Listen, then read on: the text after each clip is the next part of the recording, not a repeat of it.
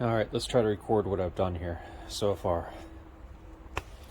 So I took the yoke back off. I flattened out the bottom of the this old nut here because the nut had kind of castellated itself against the splines from when the guy originally built it, and I think it wasn't putting very even pressure on the yoke itself, and it might have been causing resistance to pulling it down. Alright, anyway, smooth out the nut so that the flange can completely sit on the yoke on the inside. I did put that spacer that came with the yoke in from, I think it was on Strange's website. They said to put the spacer underneath the yoke, and it fit perfectly, so it went around the splines and it spaced the yoke out. And one way I can tell it's working is that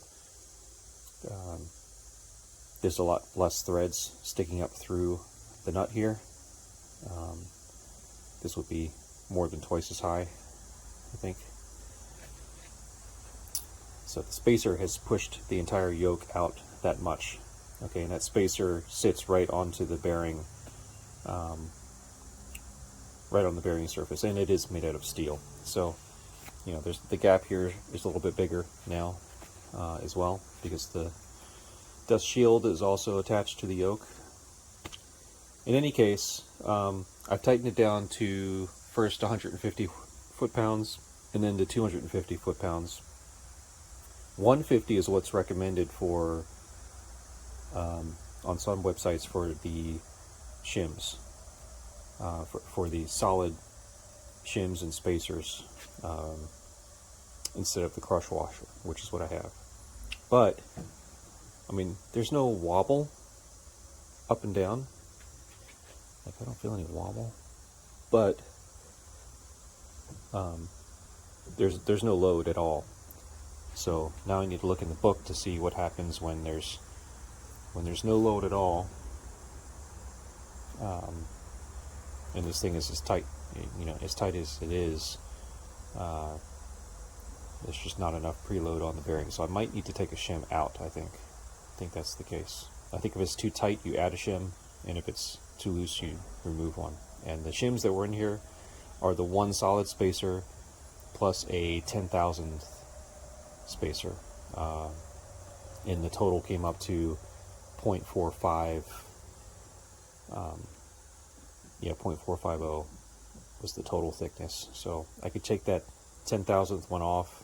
I'm not sure if that's too much or not.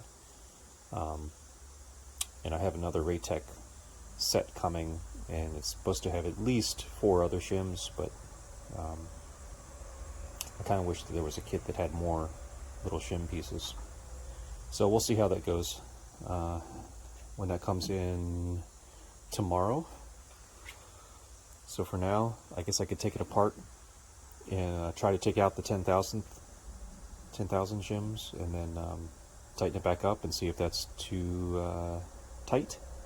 If it's too tight, then I need to add back, you know, a few thousandths at a time, I guess, until I can get the load just right when this is torqued down to the 150 or 250. I'll have to look it up. But yep, that's where I'm at so far. Yeah, got to get, since these, I think they're new bearings. They should be new bearings, so it should require about 20-ish inch-pounds to spin the carrier, or to hold the carrier and spin the yoke. So that's where I'm at right now. Okay, update. I just discovered that there were two, once I took this bearing off, there were 2 shims in there, not just the one. So there's a 20,000th, which is the thicker one here, and a 10,000th. Okay, so one of them was stuck to the bottom side of the bearing and didn't come out before because of the oil was sticking to it. And I double checked the bottom side of the bearing, So 10 and a 20 plus the fatter that one that was in there that was like 0.43. So this is, I guess it's going to be a total of 0.46. So now I decide which one I want to take out and try to get it tight so that I can get the right preload. All right. So after taking the 10 thousandths shim off, and so there's only the 20 thousandths plus the thick shim, and then make sure you don't forget the little spacer in there so this thing doesn't bottom out. When I torqued it down to 150 foot-pounds, I am getting about 65 inch-pounds, which is way too much. Okay, so I need to back this out, take this yoke off again,